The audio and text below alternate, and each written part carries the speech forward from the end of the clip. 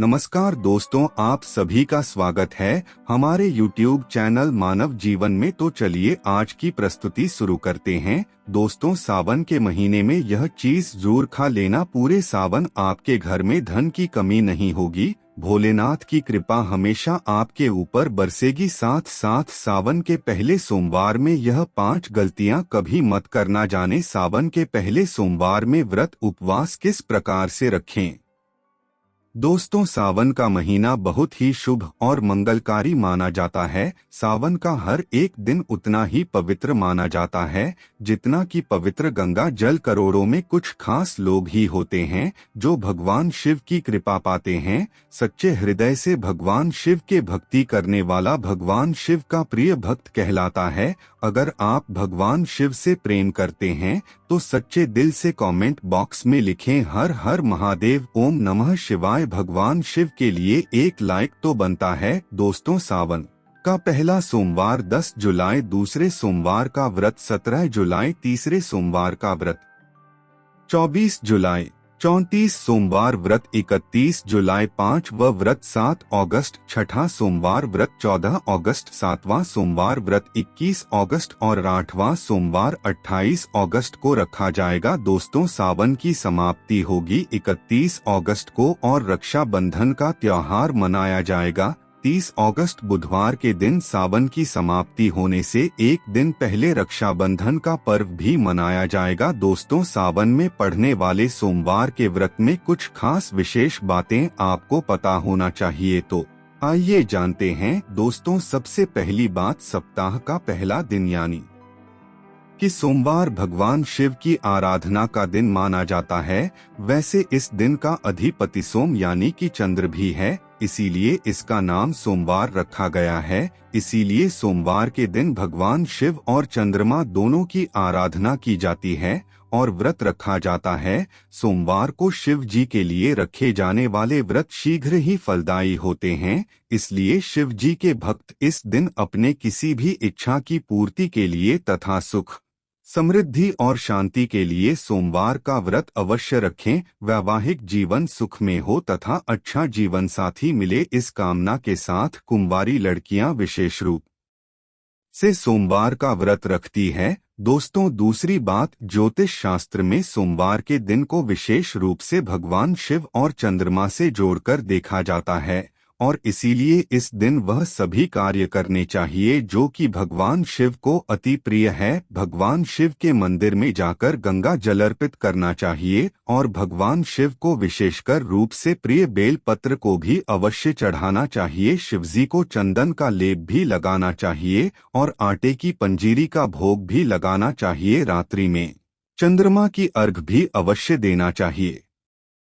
इससे जीवन में सुख, समृद्धि और धन की प्राप्ति होती है। दोस्तों, तीसरी बात, भगवान शिव को सफेद वस्तुएं अत्यंत ही प्रिय है। इसीलिए सोमवार के दिन सफेद चीजें जैसे कि दूध, दही, सफेद फूल इत्यादि को भी विशेष रूप से भगवान शिव को अर्पित करना चाहिए और शिव जी को सफेद चीजों का ही भोग लगाकर आप भी सफेद वस्तुओं ही ग्रहण कर सकते हैं। इससे आप पर शिव जी की कृपा अवश्य रसेगी। इसी के साथ ही सोमवार के दिन सफेद रंग के वस्त्र धारण करना चाहिए, अत्यंत शुभ माना जाता है। दोस्तों, चौथी बात, वास्तुशास्त्र के अनुसार सोमवार को किसी आवश्यक काम के लिए घर से बाहर जाने से पहले आईना अवश्य देख ले। आपके काम बिना किसी रुकावट के ही आश्चर्यजनक पूरे होने लग जाएंगे और आपको यश भी मिलेगा। दोस्तों, यह वह काम है जो हमें सोमवार के दिन अवश्य करने चाहिए, लेकिन कुछ काम ऐसे भी है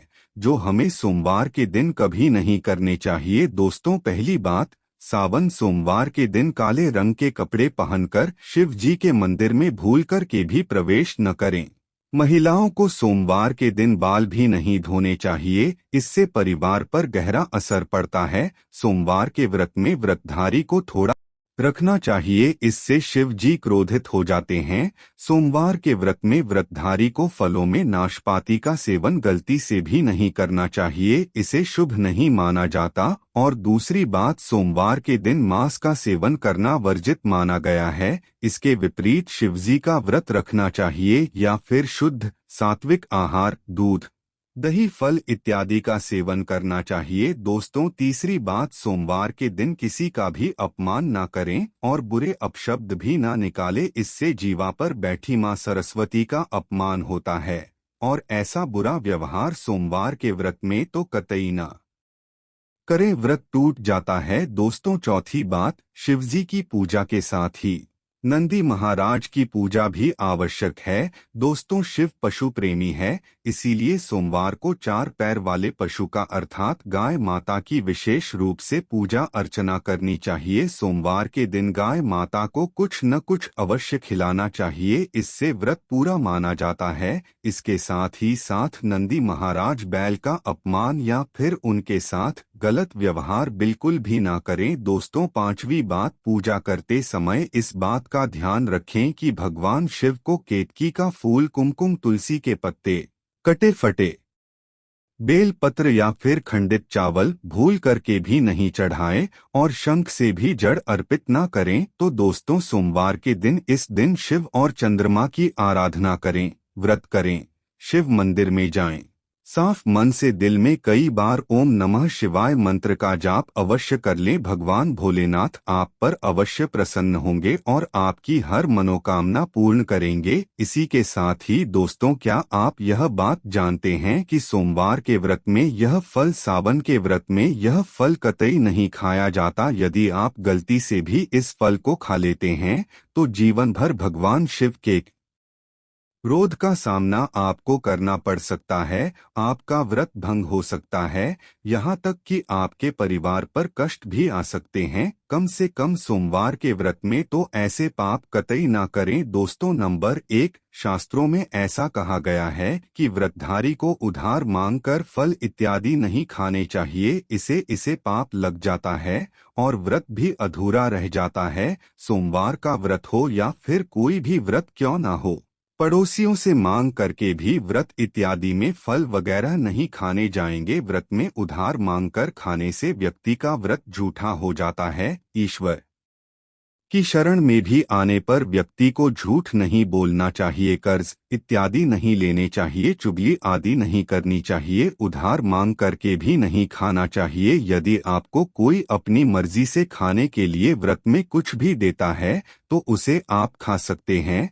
लेकिन व्रत में कम से कम उधार मांग करके तो फल इत्यादि नहीं खाना चाहिए, इसे पाप लगता है और व्यक्ति की पवित्रता भी भंग हो जाती है। दोस्तों, नंबर 2, सोमवार का व्रत हो या फिर सावन का व्रत, आपको नाशपाती बिल्कुल नहीं खानी चाहिए। दरअसल इस फल का नाम नाश यानी कि नाश करने वाला होता है, इसीलिए इस फल को व्रत में कभी नहीं खाना चाहिए। व्रत इत्यादि को छोड़कर किसी और दिन आप कभी भी यह फल खाएं, लेकिन अगर जिस दिन आपका व्रत हो उस दिन आप नाशपाती का सेवन नहीं करना चाहिए, भगवान को भी नाशपाती नहीं चढ़ाने जाएंगे। दोस्तों, नंबर 3, कुट्टू या फिर सिंघाड़े का आटा खाने से भी आपका व्रत टूट सकता है।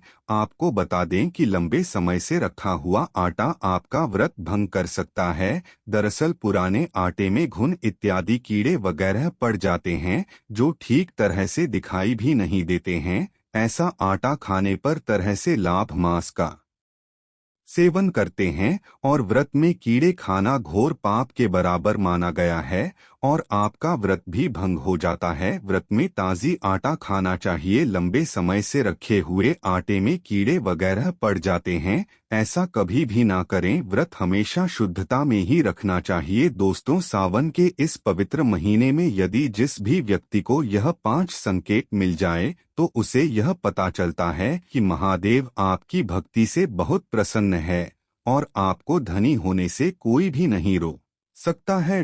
तो चलिए दोस्तों जानते हैं। दोस्तों, नंबर 1, बैल का दरवाजे पर आना। नंदी महाराज भगवान भोलेनाथ के वाहन हैं। नंदी को भगवान शिव का द्वारपाल भी कहा गया है। नंदी महाराज को बुद्धि और ज्ञान का प्रतीक भी माना गया है। शिव के मंदिर के बाहर हमेशा नंदी महाराज विराजित रहते हैं, लेकिन अगर सावन के इस पवित्र महीने में अचानक से नंदी महाराज आपके दरवाजे पर आ जाएं और घर की चौखट को सींग मारने लग जाएं, तब आपको समझ जाना चाहिए कि भगवान शिव आपके घर में अब आने वाले हैं, जो कि यह एक उनके आने का विशेष संकेत है। भगवान शिव आपके भक्ति से बहुत प्रसन्न है, वह आपके घर में खुशियां आने वाली है। आपको धनी होने से कोई नहीं रोक सकता, लेकिन याद रहे नंदी महाराज को तिलक लगाकर मीठा भोग अवश्य लगाएं। दोस्तों नंबर 2, सावन के पवित्र महीने में अचानक से आपके सपनों में यदि शिवलिंग दिखाई दे जाए,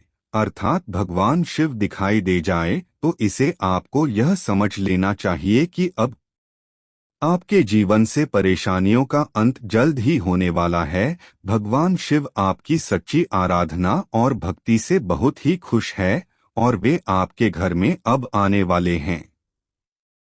ऐसे में याद रहे कि शिव की भक्ति में कोई भी कमी नहीं आनी चाहिए। घर को गंदा मत रखना, क्योंकि आपके घर में भगवान शिव आने वाले हैं। दोस्तों नंबर 3, शास्त्रों के अनुसार ऐसा माना गया है कि नीलकंठ भगवान शिव का ही प्रतीक है। यदि आपके घर में सावन के महीने में नीलकंठ छत पर आकर बैठ जाएं, तो उन्हें भूल करके भी मत भगाना, क्योंकि यह भगवान शिव का ही प्रतीक माने गए हैं। ऐसे में आपको खुश होना चाहिए, क्योंकि भगवान शिव आपकी भक्ति से बहुत खुश हैं। शास्त्रों में ऐसा बताया गया है कि नीलकंठ अगर मनुष्य के घर पर आकर बैठ जाए तो साक्षात घर में महाशिव के आने के संकेत माने गए हैं। अब आपके बुरे दिन जाने वाले हैं। ऐसे कहते हैं कि श्री राम ने इस पक्षी के दर्शन करने के बाद ही रावण पर विजय प्राप्त की थी। दोस्तों नंबर 4, सावन के पवित्र महीने में अचानक से घर में काला सांप यदि निकल आए तो इसे बहुत ही शुभ माना गया है। इसे बिल्कुल भी ना मारे, यह भगवान शिव के आने का संकेत है। जिनकी भक्ति से महादेव प्रसन्न होते हैं, तब महादेव किसी खास अवसर पर ही अपने दर्शन देते हैं। सावन का महीना बहुत ही पवित्र महीना माना गया है। यही वह महीना है जिसमें भगवान शिव धरती पर आते हैं और उसी घर में अपना वास बना लेते हैं। जो सच्चा भक्त होता है, सपनों में किसी भी मंदिर में राग नागिन का जोड़ देखना बहुत ही शुभ माना गया है। यह घर में शिव के आने के संकेत है। अब आपको खुश होने की जरूरत है। दोस्तों नंबर 5, सावन के शुभ अवसर पर सोमवार के दिन डमरू की आवाज, घंटों की आवाज यदि सुनाई दे जाए तो यह अत्यंत शुभ माना गया है। इसका अर्थ यह है कि भगवान भोलेनाथ आपसे प्रसन्न है